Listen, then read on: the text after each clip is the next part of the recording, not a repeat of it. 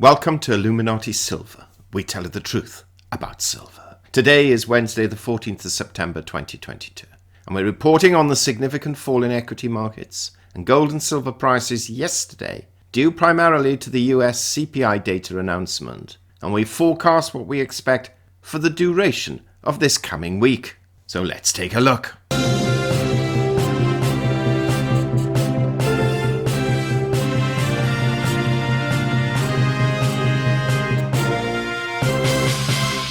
In our weekly update published Saturday and Sunday, we stated that we expected to see gold trade between 1650 and 1750, and silver between 1750 and 1950, with 1650 and 1975 as outliers.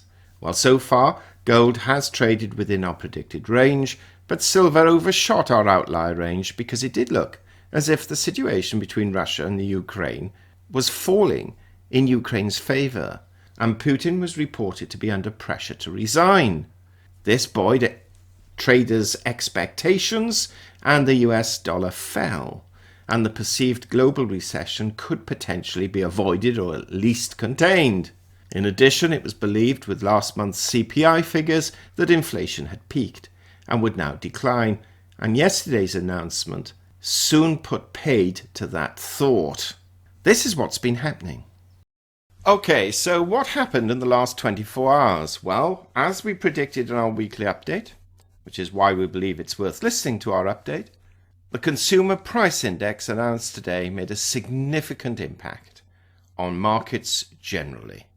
The CPI data that was announced came in at 8.3% year on year for August, compared with market expectations of 8%. A lot of analysts were expecting inflation to have peaked and would now start falling, and we can see that that is not the case.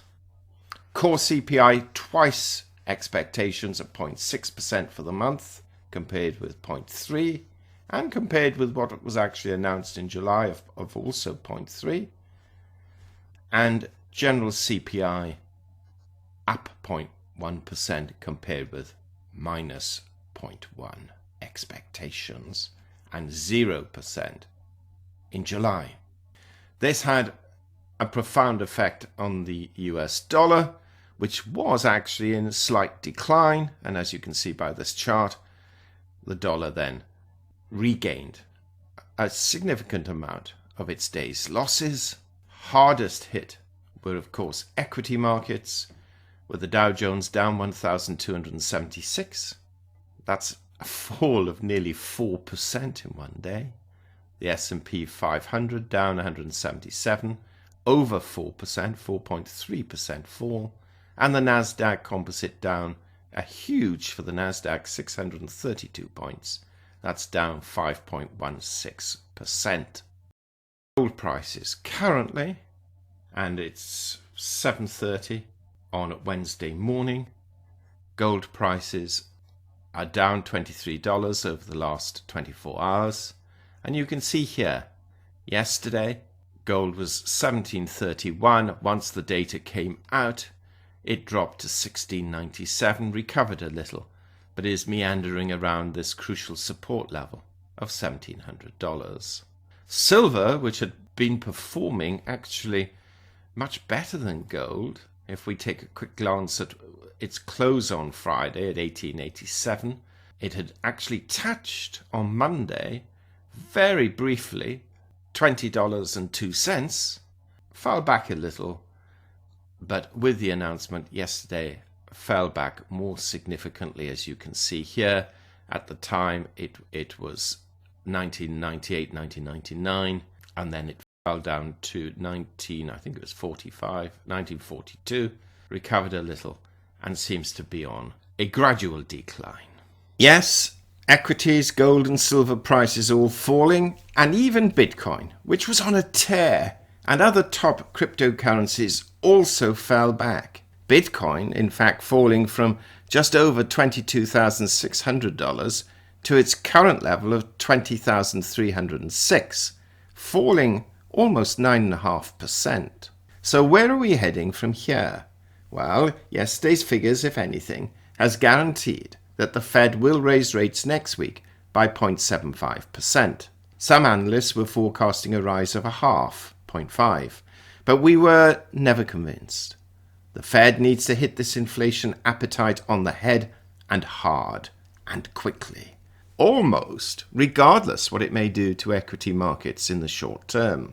Now, we still have the Bank of England announcement tomorrow, and we are expecting a 0.5% rise, as we too in the UK have a significant inflation problem. The outlook for gold and silver at the moment is not great, and we are expecting further weakness, particularly as a weak tomorrow's FOMC decision is encroaching. Now, we're still holding on to our forecast for this week, as we announced on the weekend, towards the lower end of the scale now rather than perhaps the upper end, though we may see tomorrow a little weakening of the dollar as the Bank of England raises its rates. But that weakness will, in our view, be short-lived. It's going to be an interesting week. And if retail sales, which are being announced tomorrow, also come in strongly, then that will further strengthen the dollar.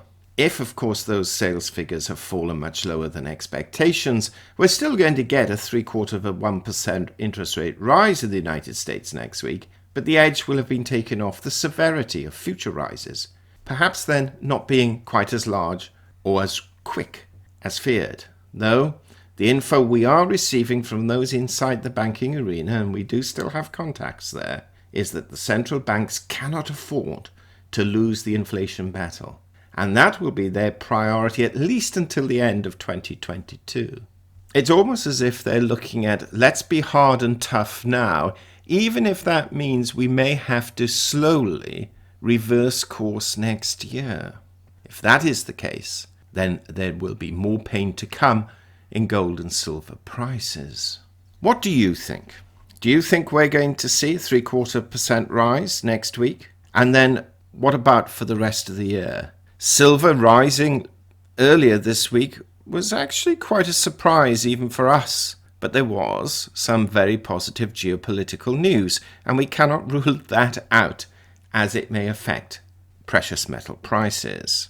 But is that news just short-lived?